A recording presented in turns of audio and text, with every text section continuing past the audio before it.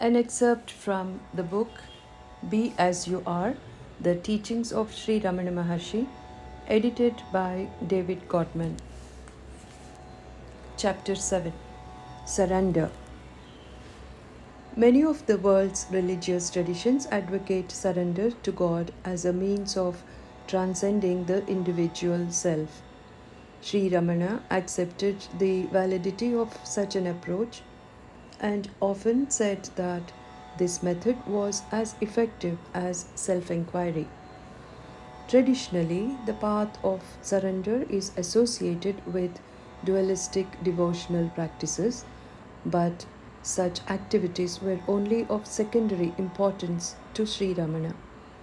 Instead, he stressed that true surrender transcended worshipping God in a subject object relationship, since it could only be successfully accomplished when the one who imagined that he was separate from God had ceased to exist. To achieve this goal, he recommended two distinct practices. Practice 1: holding on to the I thought until the one who imagines that he is separate from God disappears.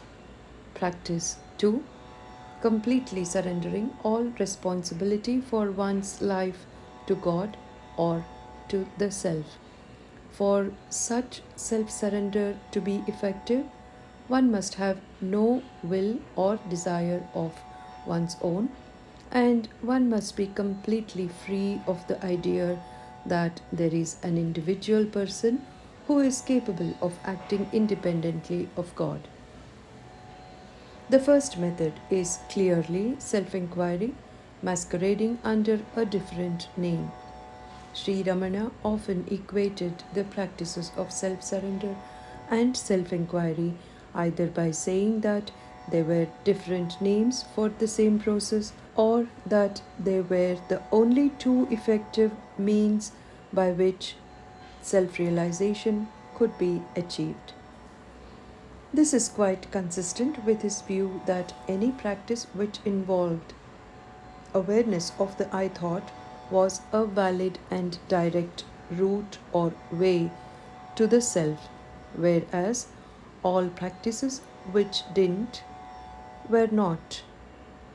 This insistence on the subjective awareness of I as the only means of reaching the self colored his attitude towards practices of devotion or bhakti and worship, which are usually associated with surrender to God. He never discouraged his devotees from following such practices, but he did point out that any relationship with God, like for example, being a devotee, worshipper, servant, etc., was an illusory one since God alone exists. True devotion, he said, is to remain as one really is in the state of being in which all ideas about relationships with God have ceased to exist. The second method of surrendering responsibility for one's life to God is also related to self inquiry, since it aims to eliminate the I thought by separating it from the objects and actions that it constantly identifies with. In following this practice, there should be a constant awareness that there is no individual I who acts or desires, that only the self exists, and that there is nothing apart from the self that is capable of acting independently of it. When following this practice, whenever one becomes aware that one is assuming responsibility for thoughts and actions, for example, I want or I am doing this, one should try to withdraw the mind from its external contacts and fix it in the self. This is analogous to the transfer of attention which takes place in self inquiry when one realizes that self attention has been lost. In both cases, the aim is to isolate the I thought and make it disappear in its source. Sri Ramana himself admitted that spontaneous and complete surrender of the I by this method was an impossible goal for many people, and therefore he sometimes advised his followers to undertake preliminary exercises which would cultivate their devotion and control their minds. Most of these practices involved thinking of or meditating on God or the Guru, either by constantly repeating his name as in japa or by visualizing his form. He told his devotees that if this was done regularly with love and devotion, then the mind would become effortlessly absorbed in the object of meditation. Once this has been achieved, complete surrender becomes much easier. The constant awareness of God prevents the mind from identifying with other objects and enhances the conviction that God alone exists.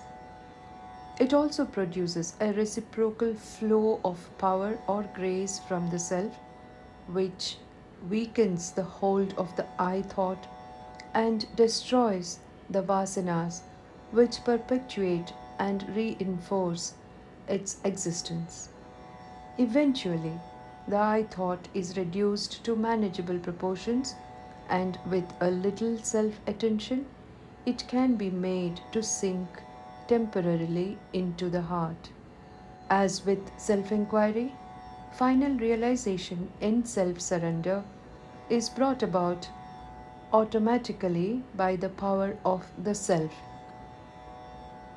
When all the outgoing tendencies of the mind have been dissolved in the repeated experiences of the being, the self destroys the vestigial I thought so completely that it never rises again. This final destruction of the I takes place only if the self surrender has been completely motiveless. If it is done with a desire for grace or self realization, it can never be more than partial surrender. It becomes a mere business transaction in which the I thought makes an effort in the expectation of receiving a reward.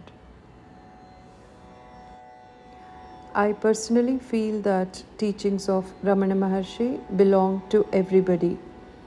However, as a mark of respect to the person who collected and edited them, here is a disclaimer.